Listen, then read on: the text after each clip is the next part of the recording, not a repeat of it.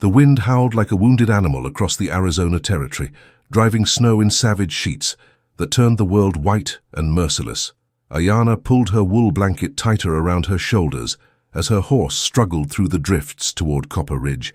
The medicine pouch at her side contained precious herbs for her father's fever, but they would be useless if she froze to death before reaching home.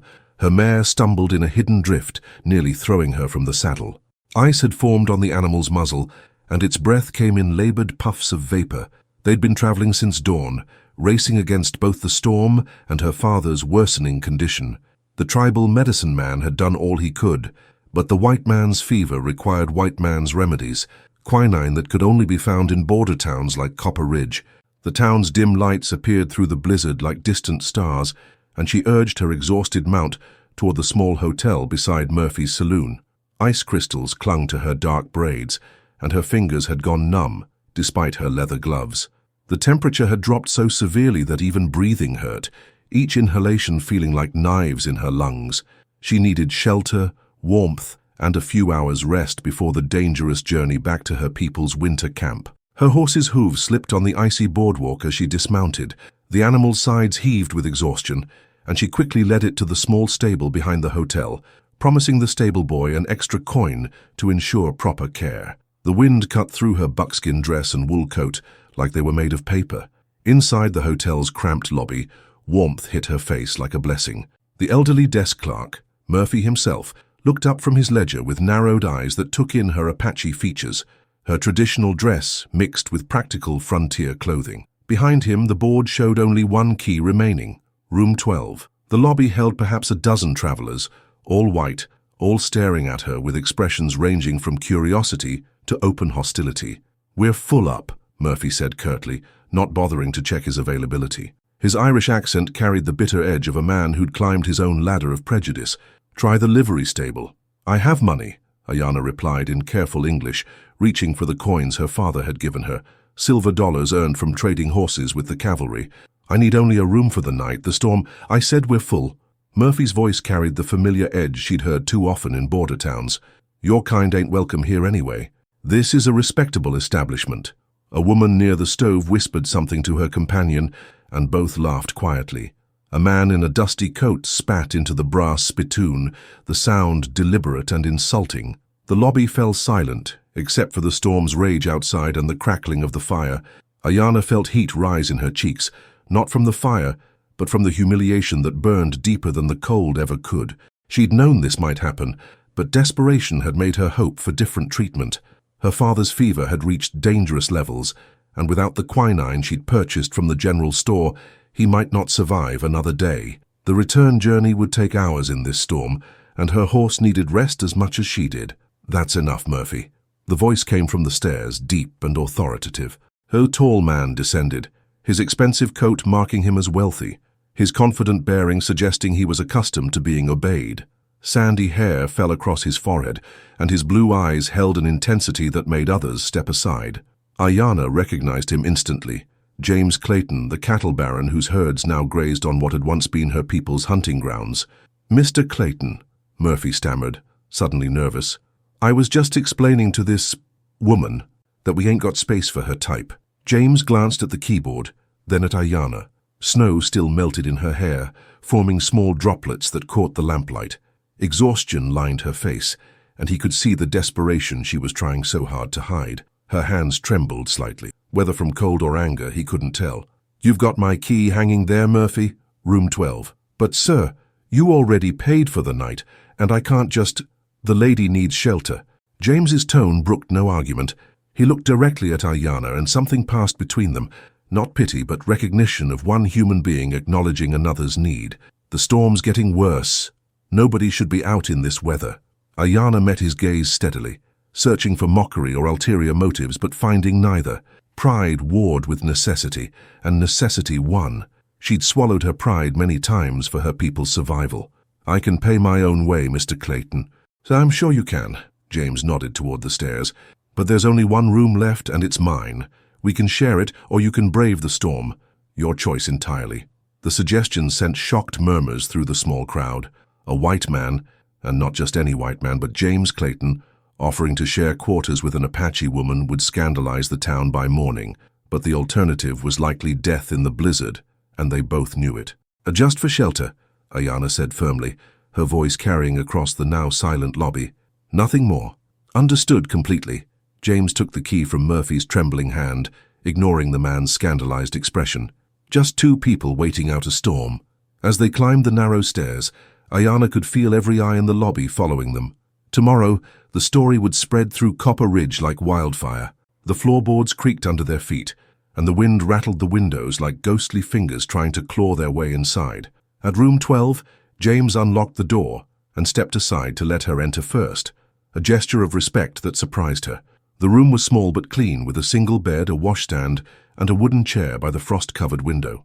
A small pot-bellied stove in the corner provided blessed warmth, its iron sides glowing red. Ayana stood uncertainly near the door, while James lit the oil lamp, casting dancing shadows on the simple walls. The storm seemed even louder up here, and she could feel the building shake with each powerful gust. "You can have the bed," he said without looking at her, setting his coat on the chair. "I'll take the floor. I've slept in worse places." "Why?" The question escaped before she could stop it. "Why help me?" James paused, his hand still on the lamp's wick. When he finally turned to face her, his expression was serious, almost troubled. "Because leaving someone to die in a storm isn't civilized, no matter what color their skin is." He moved to stoke the fire, adding another piece of wood. "And because I've seen what happens when people stop seeing each other as human beings." Outside, the blizzard raged on with supernatural fury, trapping them together in the small room where two worlds would collide in ways neither could possibly imagine. The night stretched ahead of them, full of uncertainty and unspoken questions, while the storm continued its relentless assault on the fragile barriers between their divided worlds. The first hour passed in uncomfortable silence. Ayana sat on the edge of the bed, still wrapped in her damp blanket, while James arranged his bedroll on the floor near the stove. The storm continued its assault on the windows, and occasionally the building would shudder under a particularly fierce gust. She watched him move with efficient, practiced motions, clearly a man accustomed to making the best of difficult situations. "You're shivering," James observed, glancing up from his makeshift bed. "When did you last eat something warm?" Ayana hesitated. Pride demanded she claim she was fine, but her empty stomach chose that moment to growl audibly. "This morning, before I left camp." That was 12 hours ago. He reached into his saddlebags and produced a small pot, some coffee and a cloth bundle. "I always travel prepared. There's hardtack and jerky here. Not much, but it'll help." As he prepared coffee on the small stove, the rich aroma began to fill the room. Ayana found herself studying his profile in the lamplight. She'd expected arrogance, the casual cruelty she'd witnessed in other wealthy white men who'd taken Apache lands. Instead, she saw concentration, competence, and something that surprised her: loneliness. "Your father," James said without turning around. "Is he seriously ill?" The question caught her off guard. "How did you—" "The medicine pouch. The way you clutch it like it holds someone's life." He poured coffee into 2 tin cups, offering her one. "And the desperation in your eyes when Murphy turned you away. I recognize it because I've felt it." Ayana accepted the cup, wrapping her cold fingers around its warmth. "The fever came suddenly 3 days ago. Our medicine man has done what he can, but—" She paused, unsure why she was confiding in this stranger. "Some sicknesses require both Apache wisdom and white man's remedies." "Quinine?" She nodded, surprised again by his understanding. "The army doctor at Fort Verde told us it was the only thing that might help, but he had none to spare." James was quiet for a long moment, sipping his coffee. Outside, the wind seemed to be lessening slightly, though snow still pelted the window. "My younger brother died of fever when I was 16, he said finally. "Pneumonia took him in 3 days. I rode through a blizzard worse than this one, trying to reach the doctor in Tucson, made it there and back, but—" He shrugged, the gesture heavy with old pain. "Sometimes it's not enough." "I'm sorry," Ayana said softly, and meant it. Grief was a language both their peoples understood too well. "Tom would have been about your age now. 24, 25? At her nod, he continued. "He always said the Apache were the finest horsemen he'd ever seen. Wanted to learn from them, trade fairly. Said there was room enough for everyone if people would just talk instead of shoot." The admission hung between them like a bridge neither had expected to find. Ayana studied his face, seeing the sincerity there, but also the weight of choices that had shaped him since his brother's death. "Yet you run cattle "On our hunting grounds," she said, not accusingly, but seeking to understand. James met her eyes directly. "I do, and I won't lie and say I don't know what that means to your people. After Tom died, I had two choices: let the grief destroy me or build something that would last. I chose to build, even if it meant making hard decisions." Hard for who? The question came out sharper than she'd intended. For everyone. He leaned back against the wall, his expression troubled. "You think I don't know that every acre I fence means less game for Apache hunters? That every waterhole I claim might force your people to travel farther for clean drinking water?" He paused, running a hand through his hair. "I know exactly what it means. But if I don't claim that land, someone else will. Someone who might not be willing to negotiate fair water rights or hunting passages." Ayanna considered this. She'd heard stories of other ranchers who shot Apache on sight, who poisoned waterholes to keep them away. "And you negotiate these things?" "When your people are willing. Chief Nalnish and I have an understanding about the eastern pastures. His hunters can pass through during deer season, and I maintain the water sources that benefit both our needs." She knew Nalnish, her father's cousin. He'd mentioned a rancher who, while not friendly, had proven honorable in his agreements. "You are Clayton," she said, pieces falling into place. "Nalnish spoke of you. He said you keep your word, even when it costs you. A man's word is all he really owns out here." James offered her a piece of jerky, which she accepted. "Everything else, land, cattle, even buildings, can be taken away by weather, war, or bad luck. But once you break your word, you've lost the only thing that really matters." They ate in companionable silence for a while, the storm providing a constant backdrop to their thoughts. Ayanna found herself reassessing everything she thought she knew about James Clayton. The man sitting across from her bore little resemblance to the ruthless land grabber of Apache campfire stories. "Why did you really help me tonight?" she asked eventually. It wasn't just about the storm. James was quiet for so long she thought he wouldn't answer. When he finally spoke, his voice was barely audible above the wind. "Because I've seen what happens when fear makes enemies out of people who should be neighbors. Because Tom would have helped you without hesitation." He looked at her directly. "And because you have the same look in your eyes that I had when I was trying to save my brother. Determination not to let someone you love die if there's any way to prevent it." The honesty in his voice hit her unexpectedly. Here was a man who understood loss, who carried the weight of impossible choices, who had somehow managed to maintain his humanity despite the harsh realities of frontier life. "My name is Ayanna," she said quietly. "It means eternal blossom in our language." "James. Though most people call me Clayton," he smiled slightly. "It's good to meet you properly, Ayanna." Outside, the storm was beginning to weaken, but inside the small room, something new was taking root between two people who should have been enemies. Neither of them could have imagined that this single night would change both their lives forever, setting in motion events that would challenge everything their societies believed about love, loyalty, and the price of bridging two worlds. As the hours passed, they continued to talk, sharing stories of their childhoods, their hopes, their fears. The barriers between Apache and white, between woman and man, between supposed enemies, began to crumble like snow before a warm fire. And in that crumbling, something beautiful and dangerous was born. The storm raged through the night with unprecedented fury, and by morning it became clear they were trapped for longer than either had anticipated. James woke to find 3 feet of snow piled against the window, and the wind still howling like banshees across the plains. When he ventured downstairs for news, Murphy informed him, with barely concealed glee, that the main roads were completely impassable. "Could be 3-4 days before anyone gets through," the old Irishman said, his eyes gleaming with malicious satisfaction. "Hope you and your guest are comfortable up there." James returned to find Ayanna standing by the window, her face etched with worry as she stared at the white wasteland that had once been the town's main street. Her father's condition weighed heavily on her mind. Every hour of delay could mean the difference between life and death. "The medicine will do him no good if I cannot reach him," she said without turning around. Her voice was steady, but James could hear the strain beneath it. "The storm will break," he assured her, though privately he wondered if it would be soon enough. "Your father is a strong man. Nalnish spoke of him with great respect, said he survived the cavalry's winter campaign 5 years ago when many others didn't." Ayanna turned to face him, surprise flickering in her dark eyes. "You know of my father? White Eagle, isn't it? The medicine man who treated 3 cavalry soldiers after the skirmish at Devil's Canyon, even though they'd been hunting his people?" James poured coffee from the pot he'd kept warm on the stove. That story made it all the way to Tucson. Not many men would show such mercy to their enemies. He says healing is sacred work, Ayanna replied, accepting the cup he offered. That sickness and pain don't recognize the color of a man's skin. She paused, studying James's face. You speak of my people with knowledge unusual for a white rancher. I make it my business to know my neighbors, even when relations are complicated. He settled into the chair by the window. Understanding prevents unnecessary bloodshed. The second day passed more easily than the first. They shared stories of their childhoods.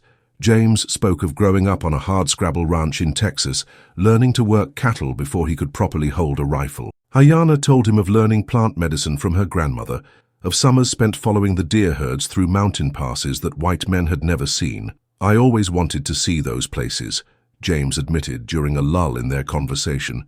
The high country your people speak of, they say there are meadows up there where wildflowers grow thick as carpet and streams so clear you can count the pebbles on the bottom. Blue Wolf Canyon, Ayanna said softly. My grandmother took me there when I was 12. For my first vision quest, it is sacred ground. Something in her voice made James look at her more carefully. Was? The cavalry found it last spring. They said it was a perfect place for a summer camp. Her hands tightened around her coffee cup. They left their marks everywhere, cut trees for corrals, dug latrines near the sacred spring. When they finished their exercises and moved on, the magic was gone. James felt a familiar weight settle in his chest, the same feeling he got when he saw the bones of buffalo rotting in fields where cattle now grazed. Progress, they called it, but some things shouldn't be sacrificed on that altar. I'm sorry, he said, and meant it. Some places should remain untouched. By the third day, the boundaries between them had all but dissolved. They moved around the small room with an easy familiarity, sharing the limited space without awkwardness. James found himself watching the graceful way Ayanna braided her hair each morning, the precise movements of her hands as she prepared their simple meals. She, in turn, began to see past his reputation to the man beneath, someone who carried deep wounds, but hadn't let them poison his capacity for kindness. That evening, as they sat by the window watching snow continue to fall, their conversation turned to more personal matters. Have you never married? Ayanna asked, then immediately looked embarrassed by her boldness. Forgive me, among my people, unmarried men your age are rare. James smiled, not taking offense. I was engaged once. Sarah Mitchell, a banker's daughter from Phoenix. Beautiful, educated, everything a successful rancher should want in a wife. He paused, staring out at the storm. But she wanted me to sell the ranch, move to San Francisco, where her family had business interests. Said the frontier was no place for civilized people. And you refused. This land, it's part of me now. I can't explain it exactly, but leaving would feel like cutting out my own heart. He glanced at her. What about you? Surely there are men in your tribe who've sought your hand. Ayanna was quiet for a long moment. There was one, Running Bear, a young warrior my father favored. Strong, brave, everything an Apache woman should desire. She echoed his earlier words unconsciously. But he saw only what I could give him. Sons, a well-managed lodge, status as the medicine man's son-in-law. He never saw me. That was his loss, James said quietly, and something in his voice made her look at him sharply. The moment stretched between them, filled with unspoken recognition. They were both people who had chosen solitude rather than settle for relationships that would diminish them. But here, in this small room, they had found something neither had expected. True understanding with someone who should have been impossible to love. This is dangerous, Ayanna whispered, though she didn't move away when James reached out to touch her hand. I know. His thumb traced gentle circles on her palm, but I've never felt anything this real before. When she didn't pull away, he leaned closer. Their first kiss was tentative, a question asked and answered without words. But as the storm continued to rage outside, their reserve crumbled like snow before spring warmth. What happened between them that night was born of genuine feeling, not mere physical need. They came together as equals, two lonely souls who had found something precious and rare in each other. In the darkness of the small room, with the storm providing nature's curtain around them, Apache and white, woman and man, ceased to matter. They were simply two people discovering that love could indeed cross any boundary. Later, as Ayanna lay in James's arms listening to his steady heartbeat, she knew their lives had just become infinitely more complicated. Tomorrow the storm would end, and they would return to their separate worlds, worlds that had no place for what had grown between them. But for now, in this moment, She allowed herself to believe that love might be stronger than the forces trying to keep them apart. Neither of them could have imagined that this night would create a life that would bridge their divided worlds in the most profound way possible. The autumn sun cast long shadows across the Apache camp as Ayana held her newborn son for the first time. The baby's cry filled the birthing lodge, strong, healthy, alive, but as her grandmother, Old Moon Woman, cleaned the child and wrapped him in soft deerskin, Ayana's heart clenched with both joy and terror. The baby opened his eyes, startling blue eyes that belonged to no Apache bloodline. His skin was lighter than any child born to their people, and as the hours passed, the resemblance became undeniable.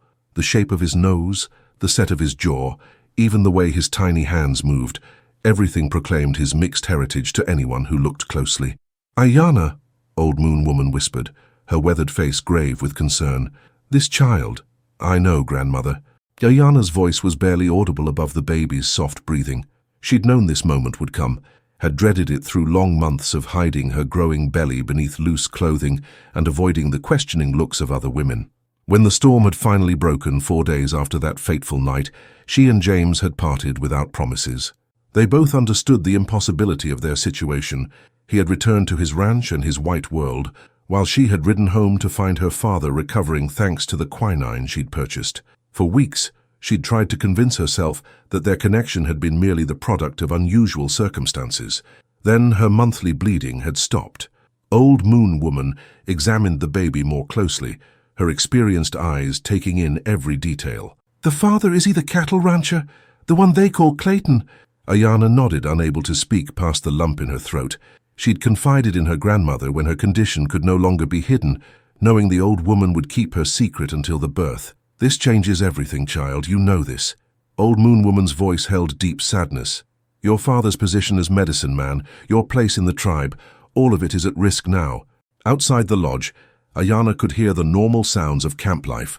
Children playing, women preparing the evening meal, men returning from hunting. Soon they would expect to see the new baby, to offer congratulations and gifts. But what would happen when they saw those unmistakable blue eyes? "Grandmother, what should I do?" The question came out as a broken whisper. Before Old Moon Woman could answer, voices rose outside the lodge. Ayana's father, White Eagle, was returning from gathering medicinal plants in the high country. She could hear him speaking with her cousin, asking about the birth, eager to meet his grandson. "We tell him the truth," Old Moon Woman said firmly. "White Eagle is a wise man. He will know what must be done." The lodge flap opened, and White Eagle entered, his weathered face bright with anticipation. But as his eyes fell on the baby in Ayana's arms, his expression changed. The joy faded, replaced by shock, then understanding, then a deep, profound sadness. "Father, Ayana began, but he held up a hand to silence her. White Eagle approached slowly, his steps heavy with the weight of recognition. When he reached the bed of furs where she lay, he looked down at his grandson and saw James Clayton's features reflected in miniature. "The night of the great storm," he said quietly. It wasn't a question. Yes. Ayana couldn't bring herself to look at her father's face. "I had no choice but to stay in his room. But what happened? It was not his fault, father. I went to him willingly." White Eagle sat heavily beside her, suddenly looking older than his 57 years. "This child cannot stay here, daughter.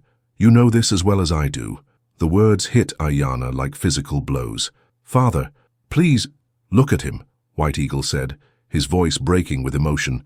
"Those eyes, that skin, there is no hiding what he is, and there are those among our people who would see his very existence as a betrayal." Ayana knew he was right.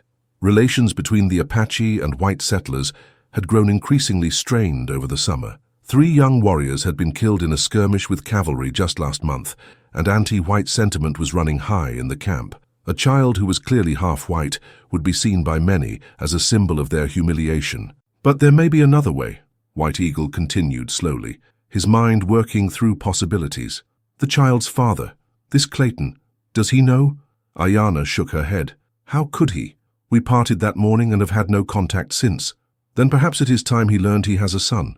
White Eagle touched the baby's tiny hand, and those blue eyes focused on him with surprising intensity. "If he is the man Nalnish claims he is, he will accept responsibility for the child. And abandon my son to be raised by strangers?" The thought tore at Ayana's heart. Or perhaps, Old Moon Woman interjected thoughtfully, find a way for both parents to raise him. The white world and Apache world both run in this child's blood. Perhaps it is time they learned to coexist in his life. That evening, as the camp settled into sleep, Ayanna made the hardest decision of her life. She would take the baby to James Clayton, not to abandon their son, but to force a conversation that could no longer be avoided. The child deserved to know both sides of his heritage, and both parents deserved the chance to shape his future. 3 days later, wrapped in her warmest robes and carrying her son in a cradleboard that Old Moon Woman had specially crafted, Ayanna rode toward the Clayton ranch. Her heart pounded with each step of her horse's hooves. She had no idea how James would react to the news that he was a father, no guarantee that he would even acknowledge the child. But as she created the final hill and saw the ranch house spread out below her in the valley, she knew there was no turning back. The baby stirred in his cradleboard, making the soft sounds that had already become music to her ears. Whatever happened next, she would face it with the same courage that had carried her through that storm-filled night 10 months ago. The time for hiding was over. Today, James Clayton would meet his son. James was breaking in a young Mustang when he saw the lone rider approaching from the eastern hills. He'd been expecting the horse trader from Tucson, but this rider moved with a grace that suggested Apache heritage. As the figure drew closer, his heart stopped. Even at a distance, he recognized Ayanna's distinctive posture in the saddle. She hadn't been far from his thoughts during the 10 months since that storm. He'd ridden to Copper Ridge twice, hoping for news of her father's recovery, but had learned nothing. The memory of their 3 nights together had haunted him, not with regret, but with a longing he couldn't shake. Ayanna reined in her horse 30 yards from the corral where he stood. She sat straight in her saddle, but James could see the tension in her shoulders, the careful way she held something against her chest. A cradleboard, his world tilted on its axis. Ayanna. He approached slowly, as if sudden movements might cause her to flee. Is everything all right? Your father? My father lives. The medicine worked. Her voice was steady, but her dark eyes held a mixture of fear and determination he'd never seen before. I have come because there is something you must know. James's gaze fixed on the cradleboard. A tiny fist emerged from the soft deerskin wrapping, followed by a small face with features that made his breath catch in his throat. Blue eyes. His eyes stared up at him from a face that was unmistakably a blend of Apache and Anglo features. Dear God, he whispered, the words torn from him involuntarily. Ayanna dismounted gracefully, despite the burden she carried. His name is Ayanna chose for him is Ashki, which means boy in our language, but she paused, gathering courage. But he is your son, James, born of that night we shared during the storm. James stared at the baby, emotions crashing through him like floodwaters, joy, terror, wonder, and an immediate fierce protectiveness he hadn't expected. The child was beautiful, perfect, and undeniably his. Why didn't you? He started to ask why she hadn't told him sooner, then understood. Your people, they couldn't accept him. Some would have in time. My father tried to find a way. Ayanna's voice cracked slightly. But there are those who see his mixed blood as a betrayal, especially now when tensions run so high. I could not put my family or my tribe at risk. So you came to me. James reached out tentatively, and Ayanna allowed him to touch the baby's tiny hand. Those blue eyes focused on him with surprising intensity, and James felt something fundamental shift inside his chest. What do you want from me? I want him to know both sides of his heritage, Ayanna said firmly. He has Apache blood and white blood flowing in his veins. He deserves to understand both worlds even if neither fully accepts him. James looked at her sharply. You're not asking me to take him, to raise him as white. No! The word came out fierce, protective. He is my son too. I carried him, bore him, love him more than my own life. But I cannot give him what your world can offer. Education, opportunities, acceptance in white society when he's grown. And I can't give him what your world offers, James replied slowly, understanding beginning to dawn. Knowledge of his Apache heritage, connection to the land and traditions that are part of his blood. They stared at each other across a divide that seemed both impossible and surmountable. The baby stirred in his cradleboard, making soft sounds that drew both parents' attention. There's land, James said suddenly, about 5 miles north of here, near the foothills. Good water-sheltered valley. I was planning to use it for winter grazing, but he looked at Ayanna intently. What if we built something there? A place that belonged to both worlds? What are you suggesting? A home, for all three of us. The words tumbled out faster now as the idea took shape. Not as husband and wife, I know the complications that would bring, but as parents. You could teach him Apache ways. I could ensure he gets a proper education in English and arithmetic. We could raise him to be proud of both sides of his heritage. Ayana stared at him, hope and disbelief warring in her expression. The scandal would destroy your reputation, your business associates, the townspeople. They would never accept an Apache woman living on your land. Let them talk. James's voice carried a conviction that surprised even him. I've spent too many years worrying about what other people think, and it's cost me the things that really matter. I won't let it cost me my son. And when he's older, when he faces the hatred of both worlds, then we'll teach him to be stronger than their hatred, to build bridges instead of walls. James reached out and gently touched the baby's cheek. Look at him, Ayana. He's not a symbol of division. He's proof that love can exist between our peoples. Maybe he's exactly what this territory needs. Over the following weeks, they made it work through trial and error, compromise and patience. James built a modest but comfortable cabin in the valley he'd described, close enough to his ranch house for support, but far enough for privacy. Ayana brought her grandmother's wisdom about child-rearing and plant medicine, while James provided resources and protection from outside interference. The arrangement scandalized polite society in Copper Ridge, but James discovered he cared less about their opinions than he'd expected. What mattered was watching Ayana sing Apache lullabies to their son in the evenings, or seeing her teach him to identify medicinal plants in the meadow. What mattered was the way the baby's face lit up when James returned from business trips, or the proud smile that crossed Ayana's face when their son spoke his first word, Papa, in both English and Apache. They faced challenges, certainly. Some of James's business associates refused to deal with him. A few Apache warriors viewed Ayana's choice as a betrayal, but they also found unexpected allies. Old Moon Woman, who visited regularly to ensure the boy learned proper Apache traditions, Nulnish, who declared the child a bridge between peoples, even Murphy from the hotel, who grudgingly admitted that the little one has his father's determination and his mother's wisdom. As autumn painted the valley in brilliant colors, James and Ayana sat on the cabin's porch, watching their son take his first wobbling steps between them. At 14 months, Ashki displayed the best qualities of both parents, Ayana's grace and intuition, James's steadfast determination. "Do you think we've done the right thing?" Ayana asked, catching the toddler as he tumbled into her arms with delighted giggles.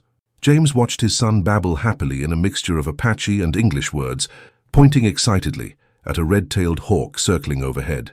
"Ask me in 20 years," he said. "But right now, looking at him, I can't imagine any other choice being right."